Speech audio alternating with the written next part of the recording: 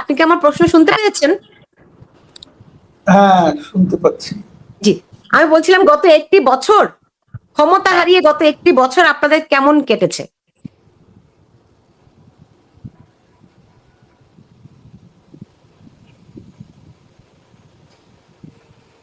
আমরা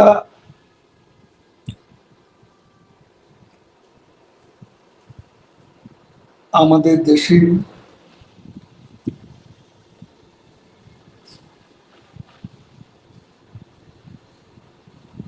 আমরা মানে শুধুমাত্র আমাদের পার্টি নয়, সারা বাংলাদেশের মানুষ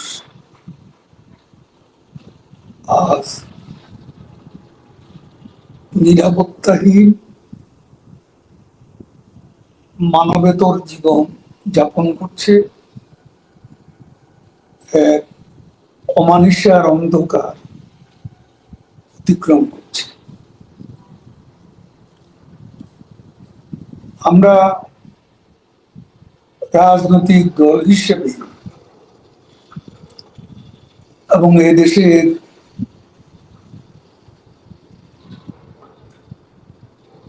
স্বাধীনতা মুক্তিযুদ্ধের নেতৃত্ব দানকারী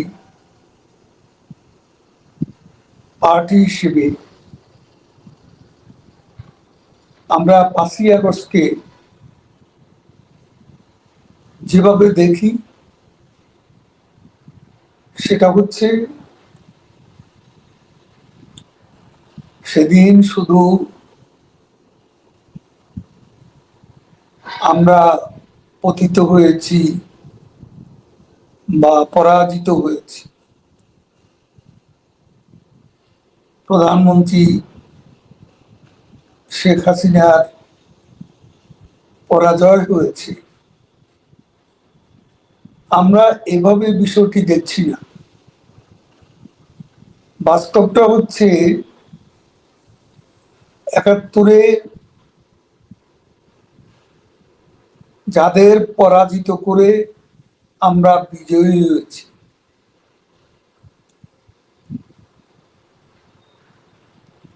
তাদের বিদেশি প্রভু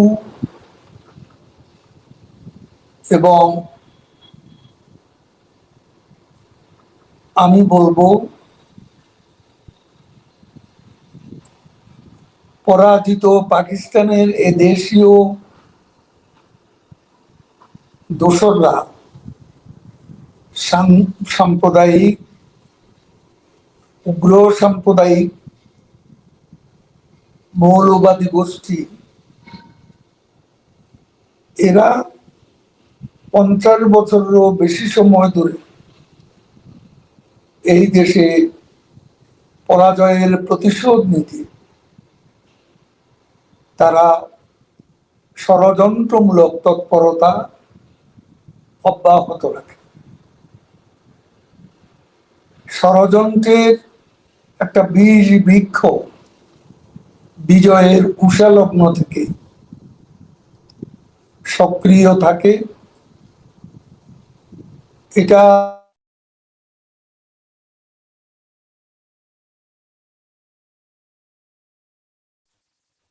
কোনো কারণে ওবায়দুল কাদেরের সংযোগটি হয়তো একটু বিচ্ছিন্ন হয়ে গেছে। নিশ্চয় আমরা তাকে আবার যুক্ত করতে পারবো। ইন্টারনেটের সমস্যা আমি দেখেছিলাম তার এখানে সংযুক্ত করার আগে। নিশ্চয়ই তাকে আমরা আবার খুব দ্রুত যুক্ত করতে পারবো। জি, আমার মনে হয় তিনি আবার যুক্ত হয়েছেন। জি, সারপ্রাইজের বিষয়টি যেমন আমাদের নেত্রী প্রধানমন্ত্রী শেখ হাসিনা তার অসম সাহসী নেতৃত্ব, মানবতা বিরোধী 71-এর যুদ্ধাপরাধীদের বিচার কাজ সম্পন্ন করতে পেরেছিলেন অসম সাহসী, এবং বাংলাদেশ জঙ্গিবাদ দমনের রোল মডেল হিসাবে বিশ্বে পরিচিত হয়ে উঠছিল। যেমন হোলি আর্টিজান, যেমন আস্তানা, যেমন সিলেট, যেমন ময়মনসিং, ঢাকা, রাজিমপুর বেশ কিছু জঙ্গি ঘাঁটি তৎকালীন আওয়ামী লীগ সরকার বঙ্গবন্ধু কন্যা শেখ হাসিনার নেতৃত্বে এগুলোকে আক্রমণ করে এদের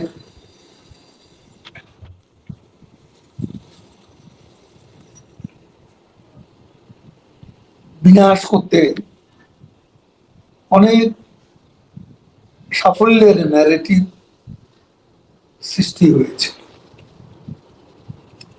কিন্তু এদের যে আন্ডারগ্রাউন্ড তৎপরতা,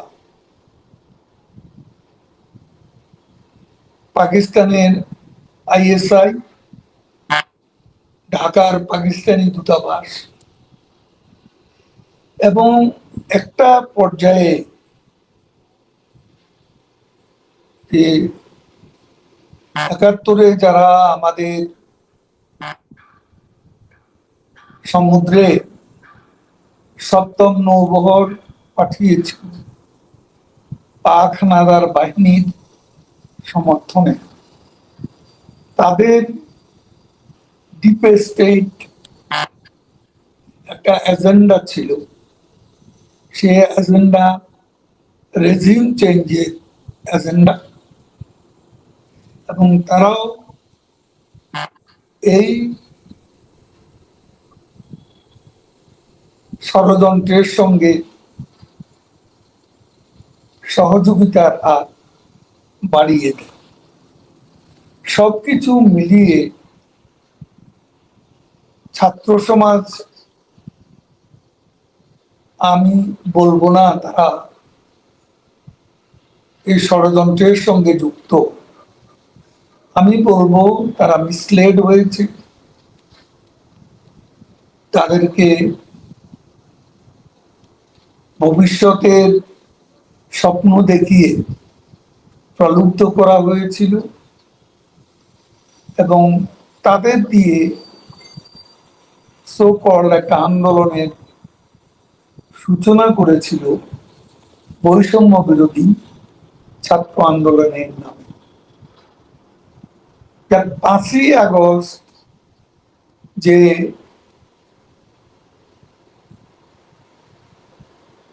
আমাদের সরকারের যে আমরা বাহ্যত দৃশ্যত পরাজিত হয়েছিলাম, সে পরাজয়টা ছিল ৭১ যারা পরাজিত হয়েছিল তাদের পরাজয়ের প্রতিশোধ। এটা ছিল একটা জঙ্গিবাদী উত্থান। এই জঙ্গিবাদী উত্থানের কারণে সেদিন তাদের টার্গেট ছিল বঙ্গবন্ধু কন্যা।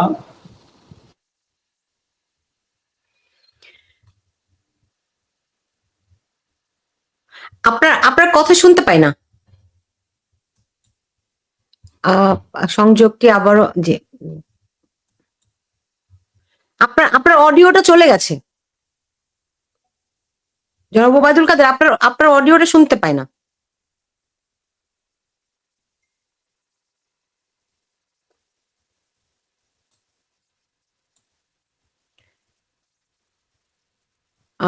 তার সঙ্গে আবারও আমি সংযুক্ত করার চেষ্টা করব। তার অনেকে প্রশ্ন রেখেছেন, আমি দুই একটি প্রশ্ন শোনাতে চাই যেগুলি আমি তার জন্য রাখবো। এখানে সালাউদ্দিন আহমেদ একটি প্রশ্ন করেছেন। তিনি বলেছেন যে জনাব ওবায়দুল কাদের সাহেব আওয়ামী লীগের সাথে ভবিষ্যৎ আওয়ামী লীগকে ঐক্যবদ্ধ করার জন্য আপনি নিজ দায়িত্বে আওয়ামী লীগের সাধারণ সম্পাদকের পদ থেকে পদত্যাগ করবেন কিনা, এই প্রশ্নটি রেখেছেন একজন। সালাউদ্দিন আহমেদ রেখেছেন। আরো অনেকে প্রশ্ন করেছেন। আবার ঠিক পাল্টা একজন বলেছেন যে কাদের ভাইয়ের নেতৃত্বকেই আমরা সব সময় ভালোবাসি, এমন একজন বলেছেন। আবার একজন বলেছেন, অনেক প্রশ্ন আছে। এখানে আরেকটি প্রশ্ন আমি দেখতে পাচ্ছি, কাদের ভাই প্রাণের আওয়ামী লীগটাকে ধ্বংস করে দিয়েছেন, পক্ষপাত করতে করতে সব জায়গায় জান্নাতি লোক ঢুকিয়েছেন, মনে করছে যে যেই ওবায়দুল কাদেরকে আওয়ামী লীগের সম্পাদক তাকে অভিযুক্ত করা হচ্ছে বর্তমান পরিস্থিতির জন্য। শুনেছি 3 তারিখে স্বৈরাচারী ইউনূস বাহিনী জুলাই সনদ ঘোষণা করবে, এ নিয়ে আওয়ামী লীগের কোনো কর্মসূচি আছে কিনা এই প্রশ্ন করেছেন একজন। অনেক প্রশ্ন আছে, আমি ওবায়দুল কাদেরকে আবারও সংযুক্ত করব। আপনারা জানেন যে ইন্টারনেট সংযোগটি বিচ্ছিন্ন হয়েছে। আর একজন প্রশ্ন করেছেন টিপু সুলতান, যে কাদের সাহেবের হাতে দামি ঘড়ি কোথায়, জানতে চেয়েছেন। অসংখ্য প্রশ্ন আছে, এই সবগুলি প্রশ্ন আমি তার কাছে রাখবো। যে জনাব ওবায়দুল কাদের, আমি আপনাকে আবারও দেখতে পাচ্ছি, শুনতে পাবো কিনা জানি না, দেখি আপনি একটু বলুন। শোনা যাচ্ছে? জি যাচ্ছে, বলুন। আমি যে কথা বলছিলাম, জি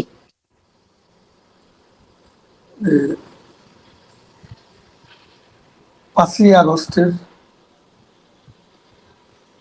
যে ঘটনা, সেদিন আসলে শেখ হাসিনা ব্যক্তিগতভাবে পরাজিত হননি, আওয়ামী লীগ পরাজিত হয়নি, পরাজিত হয়েছে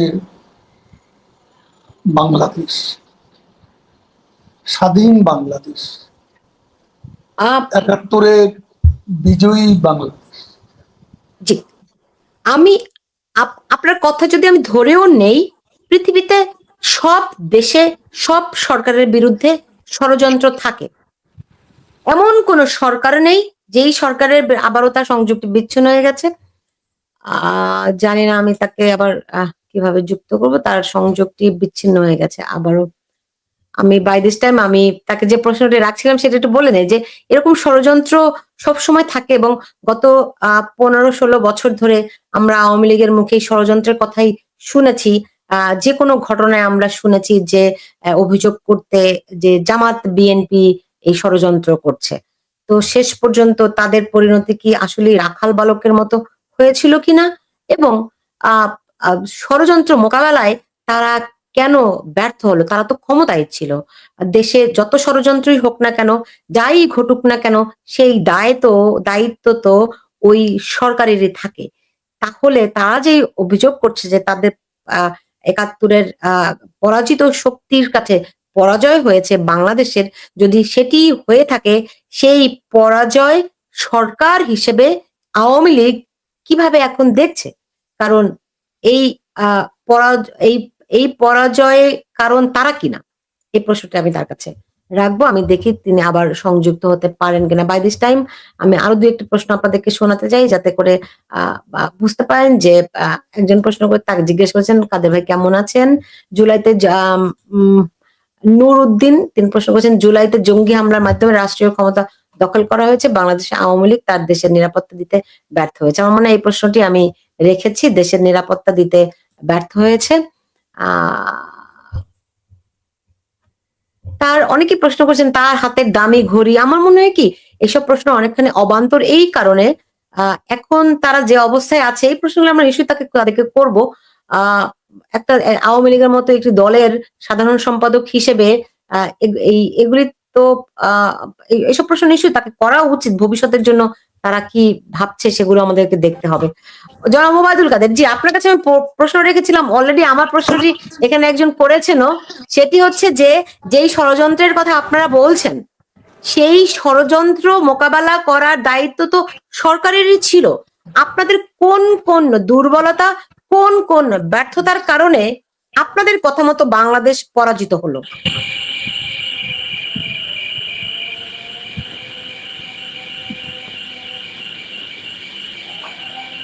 দেখুন, এটাকে আমরা কোনো আন্দোলন, গণ অভ্যুত্থান হিসেবে দেখি। এটা আমি বলেছি, এটা একটা জঙ্গিবাদী হামলা হয়েছে, এবং সেভাবেই আমরা, ব্যর্থতা যদি বলেন, সেই জঙ্গিবাদী হামলা প্রতিহত করতে গিয়ে আমাদের কিছু ভুলভ্রান্তিও থাকতে পারে। তা না হলে তারা সাকসেসফুল হলো কেমন করে? এটাও সত্য। কিন্তু কিছু কিছু ভুল ভ্রান্তি থাকতে পারে, মানে কি আপনারা 1 বছরেও সেগুলো নিশ্চিত হতে পারেননি, তাই তো?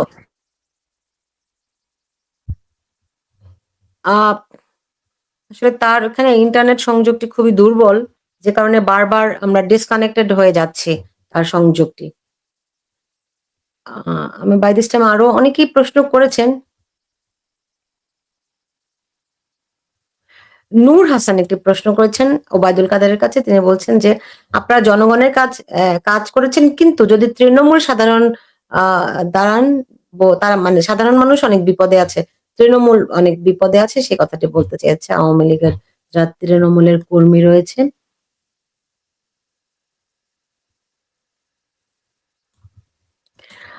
আ অলকা তালুকদার একটি প্রশ্ন করেছেন, "ওবায়দুল কাদের সাহেব, আপনাদের দলে হাসনাত সার্জিসের মতো লুকোনো ভণ্ড ষড়যন্ত্রকারীদের খুঁজে বের করার কোনো উদ্যোগ কি আপনারা নিয়েছিলেন বা নিয়েছেন?"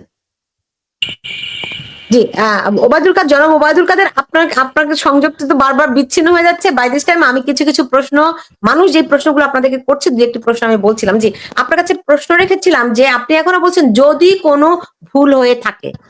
আপনারা কি ১ বছরেও নিশ্চিত হতে পারেননি কি ভুল আপনাদের হয়েছে? সেগুলো চর্চা অবশ্যই আমাদের নিজেদের মধ্যে আছে, এবং ভুল ত্রুটি ব্যর্থতা যেটা আছে সেটা নিয়ে আমাদের আত্মবিশ্লেষণ এবং আত্মসমালোচনা এবং ভবিষ্যতে নির্ভুল অগ্রযাত্রার জন্য আমাদের ভুল ত্রুটি থেকে, আমি বলবো অতীতের ভুল ত্রুটি থেকে শিক্ষা নেওয়া, এটা রাজনীতিকদের অবশ্যই করণীয় দায়িত্ব কর্তব্য বলে আমরা মনে করি। সেটা যখন বাংলাদেশে আমরা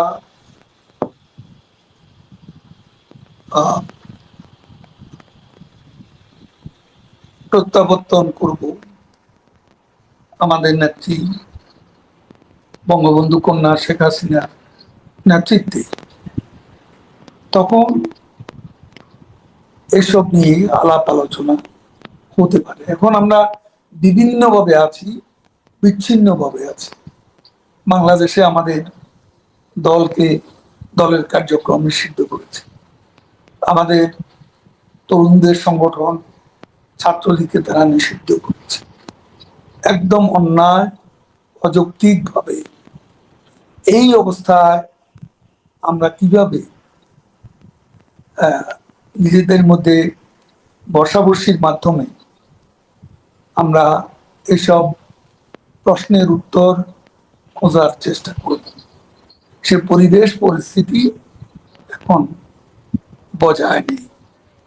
যখন সময় আসবে তখন অবশ্যই চুলচেরা বিশ্লেষণ আমরা করব। কিন্তু গত ১ বছরে আপনারা কি কোনোভাবে সংগঠিত হতে পেরেছেন? আমরা একেবারেই একটা বিপর্যয় থেকে এবং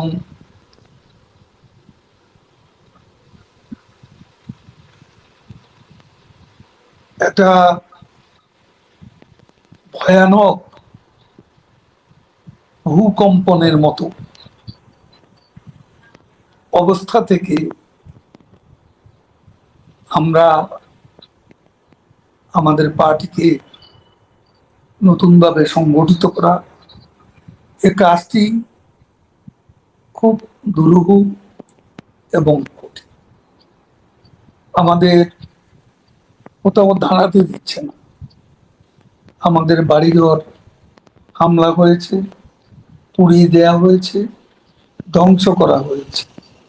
আমাদের ঢাকা থেকে সারা বাংলাদেশে আমাদের অফিসগুলো সম্পূর্ণ ধ্বংস, এবং আমাদের কর্মীরা অনেকেই জেলে, প্রতিনিয়তই মব মবক্রেসি বা মব যে ভায়োলেন্স, মব ভায়োলেন্সের মাধ্যমে আমাদের কর্মীদের নিপীড়ন করা হচ্ছে, নির্যাতন করা হচ্ছে, কেউ ঘর বাড়িতে থাকতে পারছে না এবং এক কঠিন সময় অতিক্রম করছে আমাদের কর্মীরা। এর মধ্যে আমরা একটা বিষয়ে আমরা আজকে গর্বের সঙ্গে বলতে পারি যে বাংলাদেশের জনগণ আর সঠিক পরিস্থিতি অনুধাবন করছে। মানুষের মুখে মুখে এখন শেখ হাসিনার নাম উচ্চারিত হচ্ছে। তার আমলে মানুষ ভালো ছিল, সেটা আজকে মানুষের মুখেই শোনা যাচ্ছে। কোথায় শুনছেন আপনারা এই কথা যে মানুষের মুখে মুখে শেখ হাসিনার নাম উচ্চারিত হচ্ছে? এই কথা আপনারা কোথায় শুনছেন? আমরা কোনো বিচ্ছিন্ন দ্বীপের বাসিন্দা নই। আমরা যেখানেই আছি বাংলাদেশের জনগণের সঙ্গে আছি। আমাদের দল জনগণের দল। জনগণের সমর্থন আছে কি নেই, জনগণ আমাদেরকে কিভাবে দেখছে সেটা বোঝার ক্ষমতা যদি না থাকে তাহলে তো আমাদের রাজনীতি করা উচিত না। জনাব ওবায়দুল কাদের, যদি এখানে যদি আপনাকে ধরি যে আপনারা কি মানুষের সেই পালসটি বুঝতে পেরেছিলেন? ধরেন জঙ্গি হামলা যদি হয়েও থাকে, সেখানে মানুষ যে একাত্ম হয়ে গিয়েছিল, মানুষ যে আওয়ামী লীগ সরকারের উপর বিরক্ত ছিল, বিতৃষ্ণা ছিল, এই পালস মানুষের এই উপলব্ধিগুলো কি আপনারা 5ই আগস্টের আগ পর্যন্ত বুঝতে পেরেছিলেন?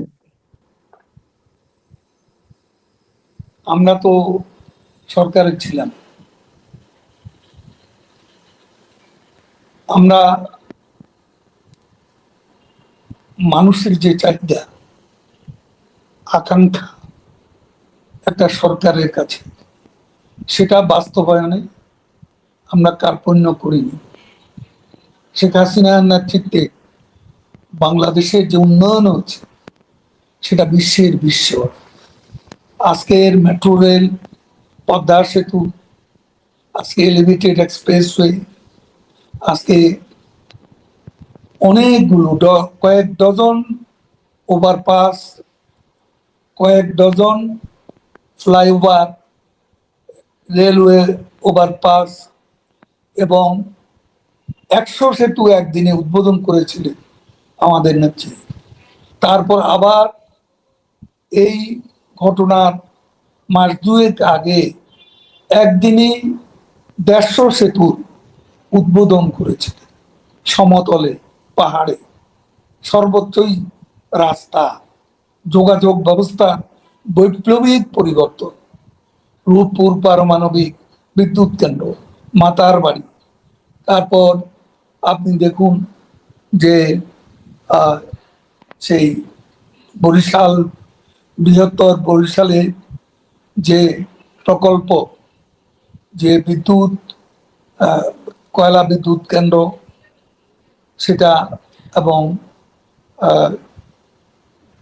গভীর সমুদ্রে সেখানে পায়রা, যে প্রকল্প, পায়রা গভীর সমুদ্র বন্দরের কথা বলছেন? পায়রা সমুদ্র বন্দর, জনাব ওবায়দুল কাদের, বুঝতে পারছি, কেউ অস্বীকার করছে না আওয়ামী লীগ সরকার অনেক উন্নয়ন করছে যা গত 53 বছরে হয়নি, এই কথা কিন্তু শত্রুও অস্বীকার করছে না। কিন্তু আপনি বাংলাদেশের, আমার প্রশ্নটি আপনার কাছে, আপনি বাংলাদেশের সবচেয়ে বড়, সবচেয়ে পুরনো, সবচেয়ে পোর খাওয়া রাজনৈতিক দলের সাধারণ সম্পাদক, আপনি কি মনে করেন গণতন্ত্র মানে শুধুই উন্নয়ন? গণতন্ত্র মানে শুধুমাত্র ব্রিজ, অবকাঠামো নির্মাণ? তা তো মনে করি না। আমরা ইতিহাস যদি বলতে সুযোগটা থাকে তাহলে গণতন্ত্রকে নিয়ে যে সিনেমিনি খেলা হয়েছে, আমরা তো নির্বাচন দিয়েছি, নির্বাচন কমিশনের মাধ্যমে নির্বাচন হয়েছিল 2008 সাল থেকে 2014, 2018, 2024। 2008 সালের নির্বাচন নিয়ে তো কোনো কথা নেই, কারণ সবার অংশগ্রহণে ইলেকশনটা হয়েছে। সেখানে বড় দল হিসেবে বিএনপিও ছিল, কিন্তু পরবর্তী কয়েকটা নির্বাচনে বিএনপি ইলেকশন বয়কট করে। এখন কেউ যদি ইলেকশনে না আসে এবং সেটার জন্য নির্বাচনকে ওয়ান সাইডেড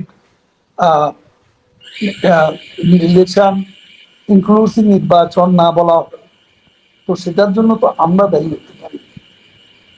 গণতন্ত্রের যে সীমাবদ্ধতা, এই সীমাবদ্ধতা তৈরি করার জন্য অনেকাংশে দায়ী আমাদের দেশের একটা দল, একটা বড় দল, বাংলাদেশ ন্যাশনালিস্ট পার্টি, বিএনপি। তারা তো নির্বাচনে আসেনি। তারা তো 2018 সালের নির্বাচনে এসেছিল।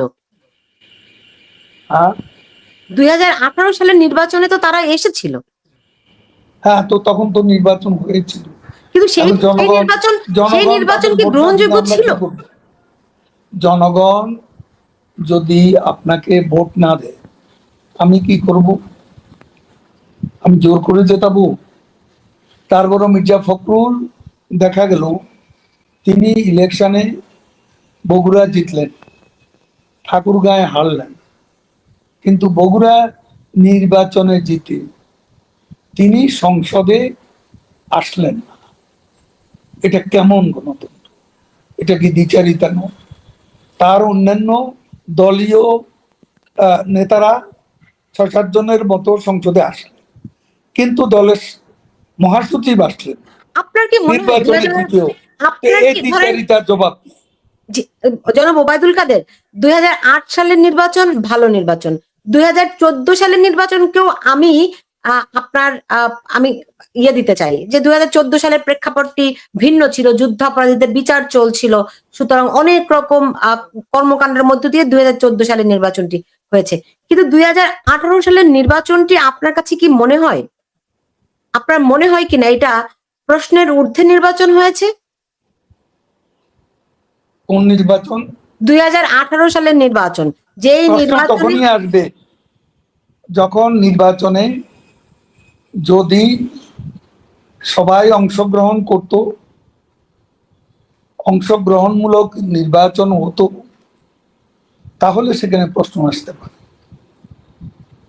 এখানে তো নির্বাচন কমিশন যথারীতি নির্বাচন করেছে, এবং নির্বাচন কমিশনে যে সংস্কারগুলো, যে স্বাধীন নিরপেক্ষ নির্বাচন কমিশন গঠনে প্রধানমন্ত্রী শেখ হাসিনা যে স্টেপগুলো নিয়েছিলেন, সেটা পরও নির্বাচনের বৈধতা নিয়ে প্রশ্ন করা তো অযৌক্তিক। ওকে, আমি বুঝতে পারছি যে আপনারা মনে করেন যে 2018 সালের নির্বাচন, 2024 সালের নির্বাচন এগুলো প্রশ্নাতীত।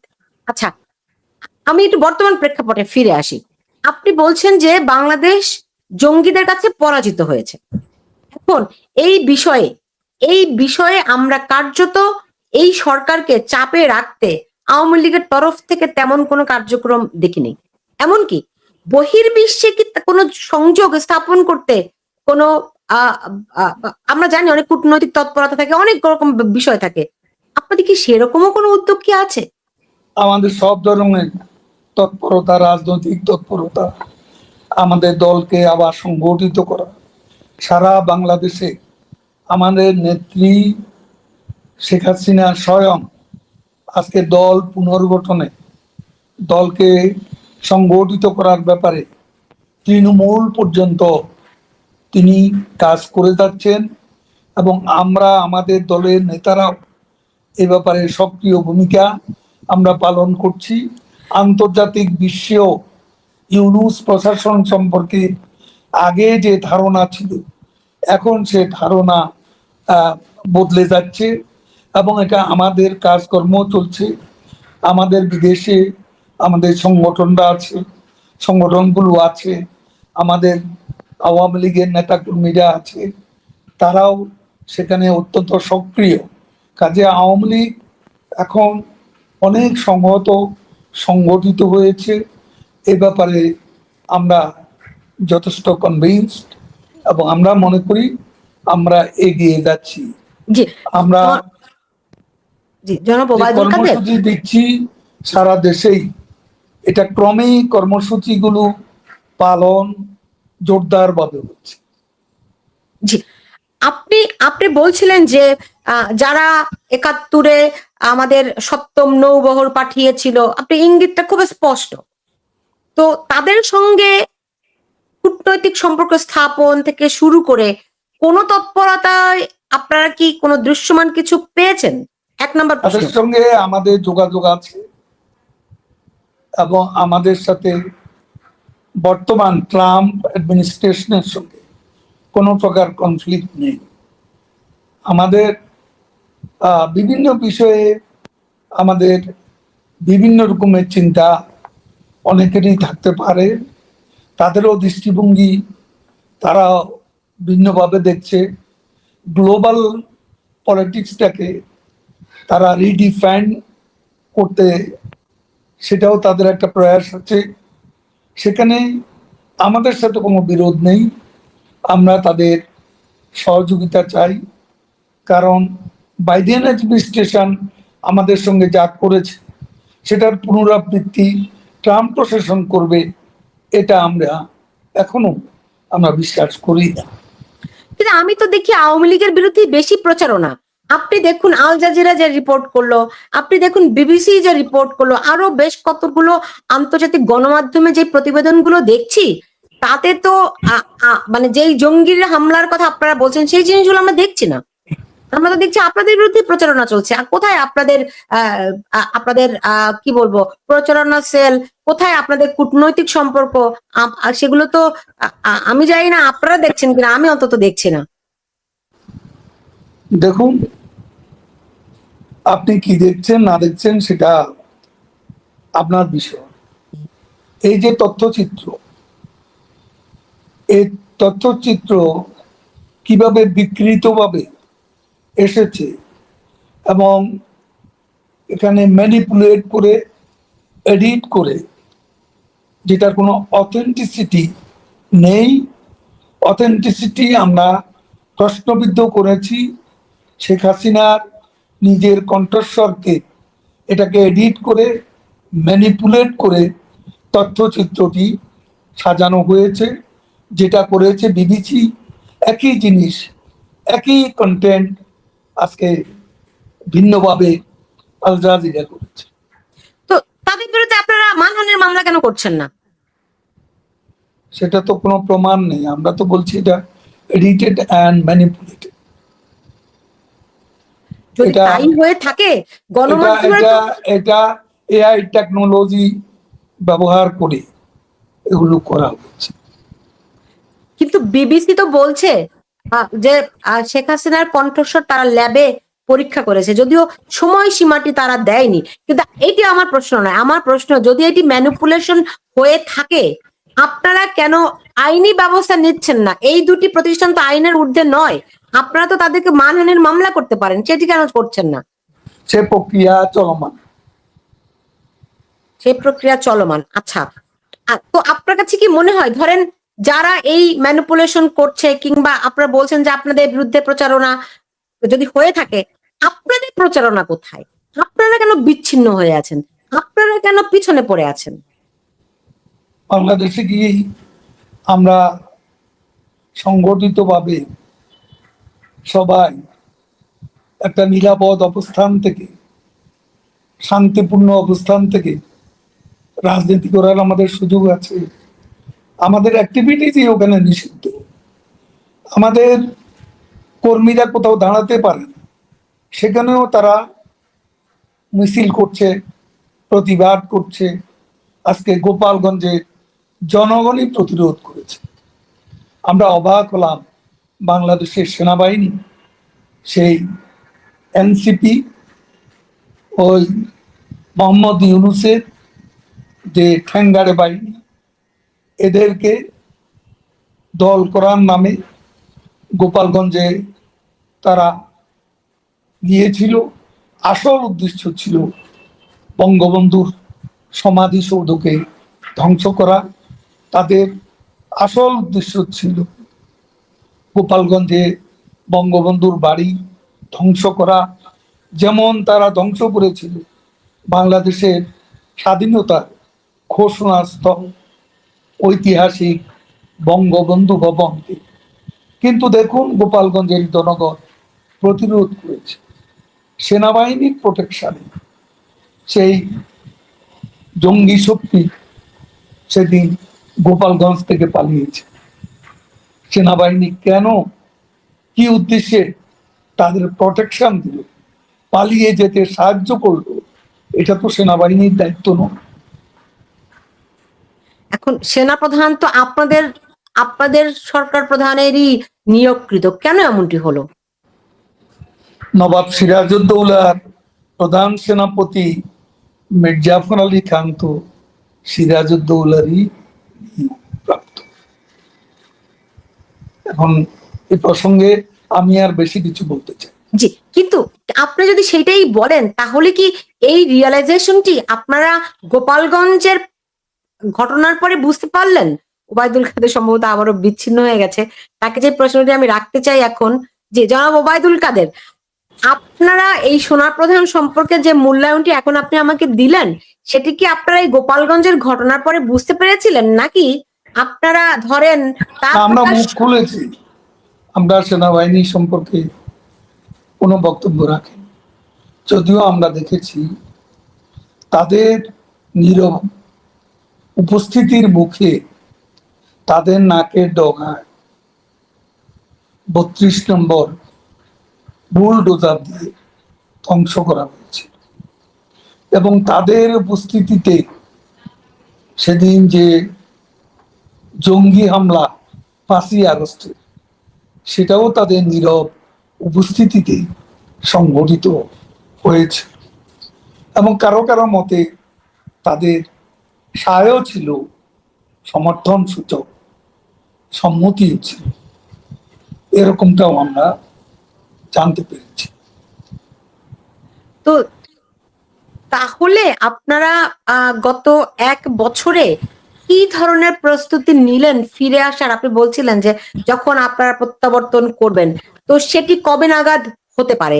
সেনাবাহিনীকে যদি আপনাদের বিরুদ্ধে থাকে, সেক্ষেত্রে আপনারা কেমন করে অগ্রসর হবেন? গোটা সেনাবাহিনী আমাদের বিরুদ্ধে, এ কথা তো আমরা বলি। সেনাবাহিনীর মধ্যে বিভিন্ন সমীকরণ থাকতে পারে। সেনাবাহিনী অ্যাজ এ হোল আমাদের মুক্তিযুদ্ধের বিরুদ্ধে, আমাদের বিরুদ্ধে তো যারা আছে তাদের সবাই মুক্তিযুদ্ধের বিরুদ্ধে, এমনটি তো বলার উপর। বাংলাদেশের মুক্তিযুদ্ধকে যখন ধ্বংস করার জন্য চক্রান্ত চলছে, আমার বিশ্বাস দেশপ্রেমিক সেনাবাহিনী সেখানে তাদের যে দায়িত্ব, ইতিহাস অর্পিত যে দায়িত্ব, সে দায়িত্ব সময় মতো তারা পালন করবে। তো সেনাপ্রধানের প্রতি কি আপনাদের সেই সেই আমি আস্থা? এত কথা বলার পর আপনি আবার ওই প্রশ্ন কেন করছেন? আচ্ছা, ঠিক আছে। বলেছি, আসলে বিষয়টি থেকে অনেক স্পষ্ট কথা সব কথা আমি বলবো না, জি, যা বলার বলেই ফেলেছি। জি, বুঝতে পেরেছি। এখন রাজনৈতিকভাবে ধরেন একটা একটা উদ্যোগ নেওয়া হচ্ছে, সামনে একটা ইলেকশনের প্রক্রিয়া হতে পারে, হবে কিনা আমরা জানি না এখনো, হতে পারে, এবং সেটি আওয়ামী লীগকে বাদ দিয়ে এরকম একটা কথাবার্তা শোনা যাচ্ছে। এই বিষয়ে আপনারা কি ভাবছেন? আমরা বাংলাদেশের বেশিরভাগ জনগণের প্রতিনিধিত্ব করি, সেই পার্টির কার্যকলাপ নিষিদ্ধ করি, সেই পার্টিকে নিষিদ্ধ রেখে, নির্বাচনে অংশগ্রহণ থেকে বিরত রেখে বাংলাদেশে কোনো ইনক্লুসিভ, নিরপেক্ষ, বাংলাদেশে কোনো ফ্রি ফেয়ার ইলেকশন হতে পারে না, হওয়া সম্ভব। যদি হয় সেক্ষেত্রে আপনাদের কৌশল কি হবে? যদি নদীতে ফেলবে, যদি, হ্যাঁ, আমি এটুকু জানি ক্ষমতার রাজনীতি রহস্য পুরুষ ইউনূস তার ক্ষমতাকেই ভালোবাসে, গণতন্ত্র তার কাছে কোনো বিষয় নয়। অলরেডি তার সমর্থকরা, যারা তার সে অ্যালাইড ফোর্সেস, তারাই বিভিন্ন ইস্যুতে বিভক্ত হয়ে একটা জগাখিচুড়ি পরিবেশ সৃষ্টি করছে, যেটা নির্বাচনের পথে প্রতিবন্ধক হয়ে দাঁড়াতে পারে। এখন মানে ধরেন আমি শুনতে পাচ্ছি পেয়েছি যে জনাব ওবায়দুল কাদের আপনার সংযোগ কিন্তু বারবার করে বিচ্ছিন্ন হয়ে যাচ্ছে। জি, আমি আবার জি, আমরা শুনতে পাচ্ছি মানে শেখ হাসিনা আপনাদের দলীয় নেতাদের সঙ্গে বৈঠক শুরু করেছেন ইন পার্সন। আহ, সেটি সেটি কেমন হচ্ছে এবং এই যে জনাব ওবায়দুল কাদের আপনার সংযোগটি এতটাই জি বিচ্ছিন্ন হয়ে যাচ্ছে যে অনেককেই বিতর্কিত অনেক নেতাকে নিষ্ক্রিয় করা হয়েছে, এটি কতটা সত্য? একথা মোটেও সত্য না। এখন এসব বাদ বিচার করার সময়। এখন সবাই কাজ করছে যারা কাজ করতে চায়, পরবর্তীতে দেখা যাবে কারা সক্রিয় থাকে কারা নিষ্ক্রিয় থাকে। যারা এখন সক্রিয় থাকবে, সংগ্রামে আন্দোলনে থাকবে, সবকিছুই তো আমরা পর্যবেক্ষণ করছি। আর আমাকে যে প্রশ্নটা করেছেন, আমি সেটা বলতে চাই যে আমাদের পার্টিতে একটা নিয়ম আছে, 3 বছর পর পর আমাদের পার্টির সম্মেলন হয়। সম্মেলনের মধ্য দিয়ে নতুন নেতৃত্ব আসে,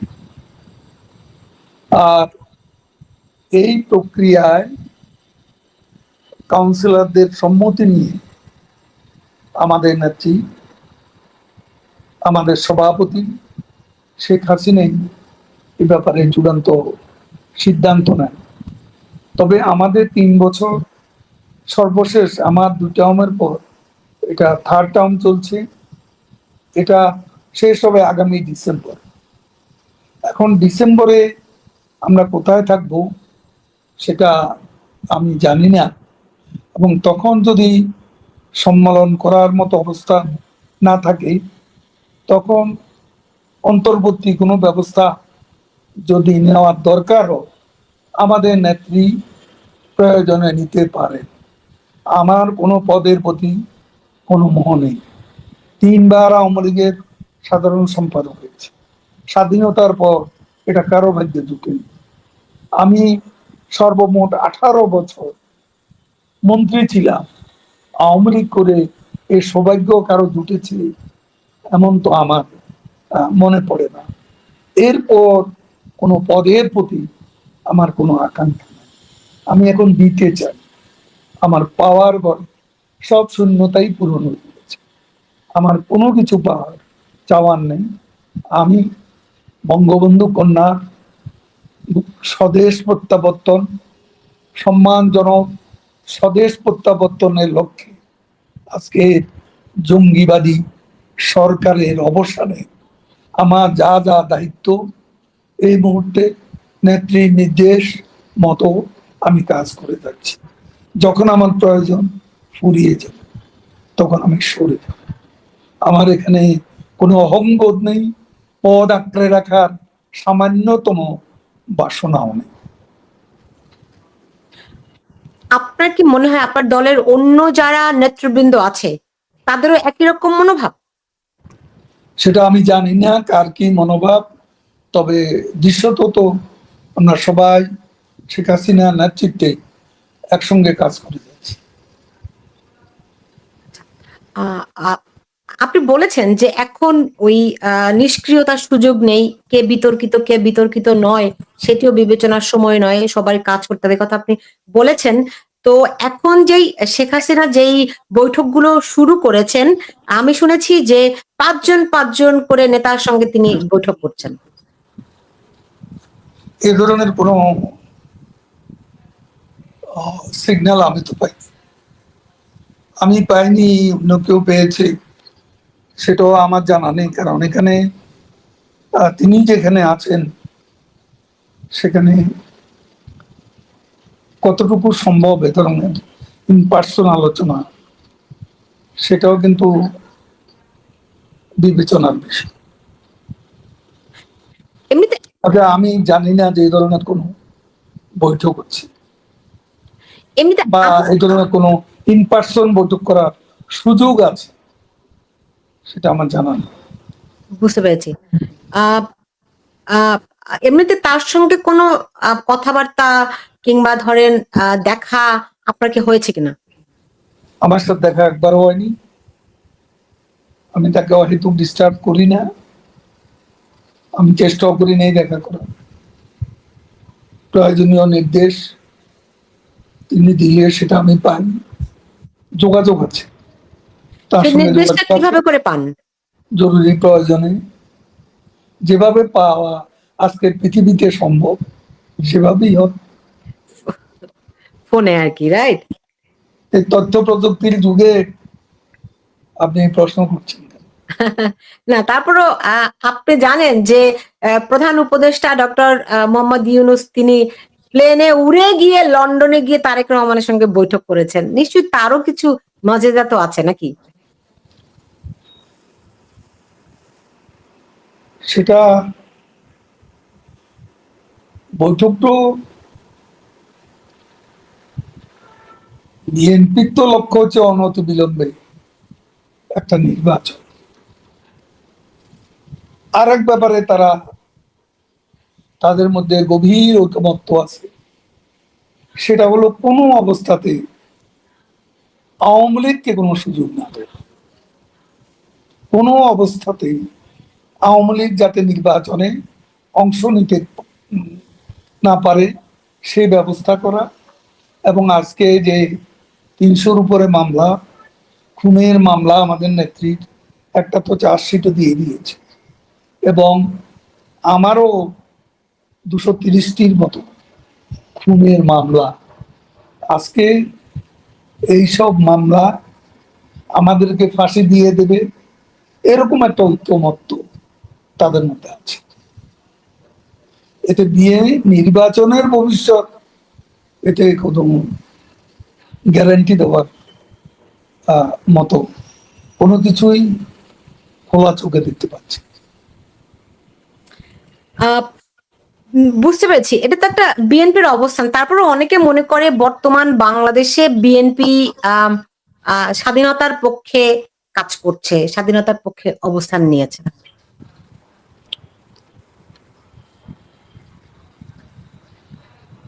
সেটা, সেখানে একটা দ্বিচারিতা স্পষ্ট। স্বাধীনতা ৭১ নিয়ে মতভিন্ন তো আছে, তারপরেও ৭১-এর চেতনাটা শেষ পর্যন্ত তারা যদি ধারণ করে, সেটা দেশের জন্য শুভ। আর তারা তো তারা তো ধরেন বঙ্গবন্ধু ৩২ নম্বরের বাড়ি ভেঙে দেওয়ার বিষয়ে মির্জা ফখরুল ইসলাম আলমগীর স্পষ্টতই অবস্থান নিয়েছেন। দুঃখ প্রকাশ করেছেন, প্রতিবাদ জানিয়েছেন। আ আমরা মির্জা আব্বাসের মুখেও ৭১ এর কথা শুনেছি। আ আমরা আমরা অনেকের বিএনপির পক্ষ থেকে কিন্তু ধরেন রাষ্ট্রপতিকে অপসারণ করতে চেয়েছিল। বিএনপি সেটি এক প্রকার ঠেকিয়ে দিয়েছে। ফলে তাদেরকে কি আপনারা কোন কৃতিত্ব দিবেন না? এটা সময় বিচার করবে, সে সময়টা এখনো আসেনি। বুঝতে পেরেছি। এমনিতে আওয়ামী লীগ নিজের ভিতরে কতটুকু সুসংগঠিত আছে? আ আপনি জানেন যে তাজউদ্দিন আহমেদের পরিবারকে দিয়ে আওয়ামী লীগকে একটা রিফাইন্ড আওয়ামী লীগ করার কথাবার্তা শোনা যাচ্ছে। এ ধরনের ঘটনা যদি ঘটে কিংবা দেখা গেলে আপনারা কি ভূমিকা নেবেন? আওয়ামী লীগকে নিয়ে, আওয়ামী লীগকে নিয়ে এই ধরনের নাটক অতীতে অনেকবার হয়েছে, তাতে আওয়ামী লীগের কোনো ক্ষতি হয়নি। আওয়ামী লীগ তার ঐতিহ্যবাহী, তার যে গৌরবের ইতিহাস, সেই গৌরবের ইতিহাস, মুক্তিযুদ্ধের চেতনাকে, স্বাধীনতার সুফলকে ধারণ করে আওয়ামী লীগ এক এবং অভিন্নই আছে। তাজউদ্দিন সাহেবের প্রসঙ্গ আনছেন। তাজউদ্দিন সাহেব জীবনের শেষ দিন পর্যন্ত আওয়ামী লীগ ছাড়েন। তিনি আওয়ামী লীগ করেই আওয়ামী লীগের নেতা হিসেবে জেলের অভ্যন্তরে অন্য আরো 3 জন, সৈয়দ নজরুল ইসলাম তাজউদ্দিন, সৈয়দ নজরুল ইসলাম, মনসুর আলী সাহেব, কামরুজ্জামান সাহেব, তারা সব একসঙ্গে তাদেরকে খুন করা হয়েছে। তাজউদ্দিন সাহেবের ফ্যামিলি, সিমিন হোসেন মিমি আমাদের কেন্দ্রীয় নির্বাহী কমিটিতে আছে, প্রেসিডিয়ামের সদস্য। তো অন্য কেউ তো রাজনীতির ধারায় এটা তাদের কখনো দেখা যায়নি। তো এখন তারা তাদেরকে নিয়ে যদি কেউ খেলতে চায়, রাজনীতির এই খেলা, এই চতুর খেলা, যেটা ইউনূস সাহেবের হাতিয়ার, অন্যতম হাতিয়ার, এই খেলা খেলতে পারে, কিন্তু সফল হবে। এটা আমার বিশ্বাস। এমনিতে আপনাদের কোনো মূল্যায়ন আছে কিনা? দেখুন, সোহেল তাজকে তো আমরা যতটুকু দেখেছি, শেখ হাসিনা যথেষ্টই স্নেহ করতেন, ভালোবাসতেন, তাকে স্বরাষ্ট্র প্রতিমন্ত্রীর দায়িত্বও দিয়েছিলেন। আমরা যদি দেখি এরকম আওয়ামী লীগের অনেক আহ, অনেকেই দূরে সরে গেছে আওয়ামী লীগ থেকে। আমরা কাদের সিদ্দিকীর কথা দেখি, রাইট? মানে কেন এরকম ফজলুর রহমান, আপনি জানেন বিএনপি, বর্তমানে বিএনপি নেতা। তো এরকম অসংখ্য মানুষ, মানে অসংখ্য নেতা রয়েছেন যারা আওয়ামী লীগ থেকে দূরে চলে গেছে। এই কারণগুলো কি আপনারা আইডেন্টিফাই করেছেন কিনা? দলকে সুসংগঠিত করার ক্ষেত্রে অতীতের ভুল ভ্রান্তিগুলো বিবেচনা করে, আপনি জানেন, আপনি নিজেও বহুবার বলেছেন যে হাইব্রিডরা দলের ভিতরে ঢুকে গেছে, রাইট? তো সেই জায়গাগুলো আপনারা নতুন করে মূল্যায়ন করছেন কিনা? আমি তো বলেছি এসব মূল্যায়নের দিন, সময় এখন নয়, এবং এটা সময় যখন আসবে তখন আমরা এসব চর্চা, মূল্যায়নের সুযোগ থাকবে। বুঝতে পারছি। আওয়ামী লীগ থেকে কে গেছে, কে আছে, এবং এখানে যার যার ব্যক্তিগত আকাঙ্ক্ষাও থাকতে পারে, উচ্চাকাঙ্ক্ষা থাকতে পারে, সেখানে সমীকরণ না হলে সমস্যা হবে। আমি এভাবেই দেখতে চাই। বুঝতে পেরেছি, বুঝতে পেরেছি। আমার প্রায় শেষ করে এনেছি। যারা বর্তমানে এই তরুণ নেতৃত্ব আছে বাংলাদেশে, যারা এই আন্দোলনে জড়িয়েছিল, কিংবা যে আপনি বলেছেন যে তারা আহ, বিভ্রান্ত হয়েছে, হোয়াট এভার। তো আপনারা যদি ফিরে আসেন, অনেকেই ভয় দেখায় যে আওয়ামী লীগ আসছে, আওয়ামী লীগ আসছে বলে একটা আতঙ্ক তৈরি হচ্ছে, যে অনেকেরই ধারণা আওয়ামী লীগ আসলে একটা ভয়াবহ ঘটনা ঘটবে।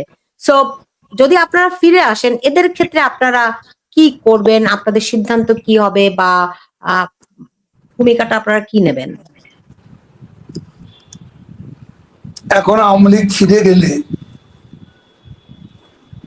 সেটা আতঙ্কের বিষয়। দেশের মানুষ খুশি হবে। দেশের মানুষের এই মুহূর্তে চাওয়া শেখ হাসিনা, আওয়ামী লীগ ফিরে আসুক। আমি বিশ্বাস করি আওয়ামী লীগের, শেখ হাসিনার স্বদেশ প্রত্যাবর্তন বাংলাদেশে একটা সদর্থক রাজনীতির বার্তাই বয়ে নেবে এবং সুবাতাস বয়ে। যারা আন্দোলন করেছে, আন্দোলনে সরাসরি যুক্ত থেকেছে, তাদের জন্য আপনাদের বার্তা কি?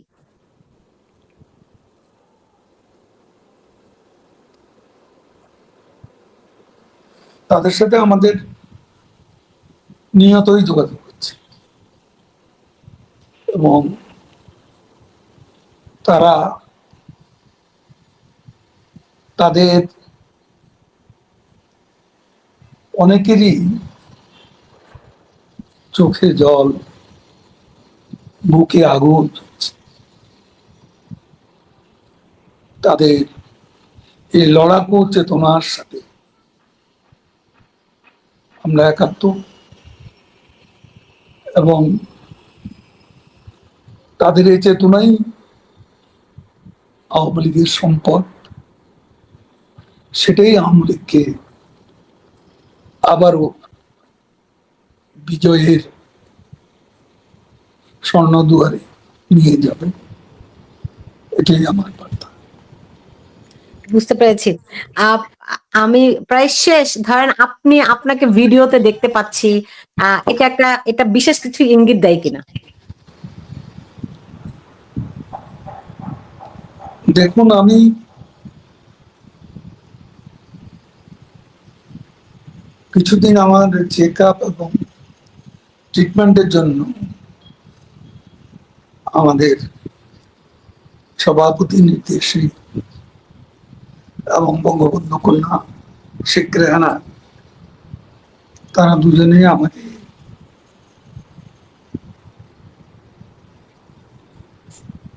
নিজের শরীরের প্রতি মনোযোগী হতে বলেছেন। তাদের পরামর্শেই আমি অনেকদিন কথা বলিনি, চুপচাপ থেকেছি। এরপর আমাদের নেত্রী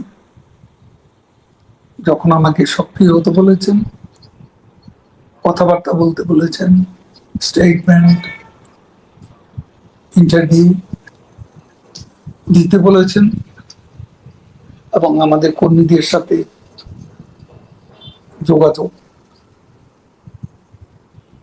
আমি সেই থেকে অ্যাক্টিভ হয়েছি। এখন এখানে কোনো ইঙ্গিত, কোনো নির্দিষ্ট কিছুকে ইঙ্গিত করে বা কোনো কিছুকে সামনে রেখে আমি অ্যাক্টিভ হয়েছি এমন তো না। এটা এখন ফোন আলাপ করছি, তাহলে ভিডিও সংযোগও বা অসুবিধা কি, সেটাও আমি মনে করেছি যে একটা একটা যোগ শারীরিকভাবে সংযুক্ত থাকলে যোগটা বোধ ভালোই। ঠিক আছে, তৃণমূলের জন্য কোনো বার্তা আছে কিনা আপনার? এই তো বার্তা আমরা তাদের সঙ্গে একটু আগে যেটা বলছি। জি। আর শেষ প্রশ্ন, শেখ হাসিনা কেমন আছেন? তার শরীর কেমন? তিনি মানসিকভাবে কেমন আছেন? যদি একটু আমাদেরকে বলতেন। আমি যতটুকু জানি তিনি আলহামদুলিল্লাহ সুস্থ আছেন,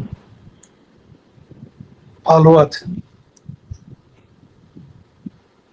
এবং তিনি নেতা কর্মীদের সঙ্গে যুক্ত আছেন,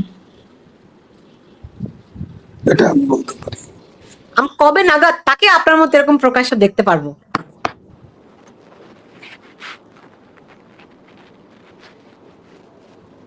দিনক্ষণ বলতে পারবো না, তবে দেখতে তো পারবেনই সে সময় ইনশাল্লাহ, হয়তো খুব দূরের। কত কাছে কত দূরে? কাছেও হতে পারে। আসসালামু আলাইকুম প্রিয় দর্শক, দেশ কিংবা দেশের বাইরে যে যেখান থেকে বসে ভিডিওটি দেখলেন সবাইকে অনেক অনেক ধন্যবাদ, অনেক অনেক ভালোবাসা জানাচ্ছি। প্রিয় দর্শক, অত্যন্ত গুরুত্বপূর্ণ আলোচনা করা হলো। সামনে নির্বাচনকে সামনে রেখে আলোচনা করলেন আমাদের সবার পরিচিত প্রিয় মানুষ, অত্যন্ত সাহসী সাংবাদিক শারমিন আপু কথা বললেন আমেরিকান থেকে। অত্যন্ত জ্ঞানী, তিনি সাংবাদিকতা করেন, তিনি টক শো উপস্থাপনা করেন, আইবি টিভিতে তিনি অনেক সুন্দর সঞ্চালন করেন। তার কথাগুলো আমরা শুনতে ভালো লাগে। তিনি বিভিন্ন ধরনের কি বলবো গেস্টকে, বিভিন্ন ধরনের অতিথিকে আমন্ত্রণ করেন, যারা আলোচিত, যারা সমালোচিত, সকল অতিথিকে তিনি আমন্ত্রণ করেন। তারই প্রেক্ষাপটে আজকে আমরা বাংলাদেশের যে অবস্থা জানতে পারলাম, বাংলাদেশের নির্বাচনী অবস্থা, বাংলাদেশের যে বর্তমান অবস্থা, সেই অবস্থা জানতে পারলাম, কোন দিকে যাচ্ছে বাংলাদেশ, কবে নির্বাচন, আওয়ামী লীগের বিচার, নানা ধরনের আলোচনা সমালোচনা হলো আজকের এই টক শোতে। কেমন লাগলো অবশ্যই কমেন্টে জানাবেন। সবাই ভালো থাকবেন, সুস্থ থাকবেন। ভিডিওটি শেষ করছি। আসসালামু আলাইকুম।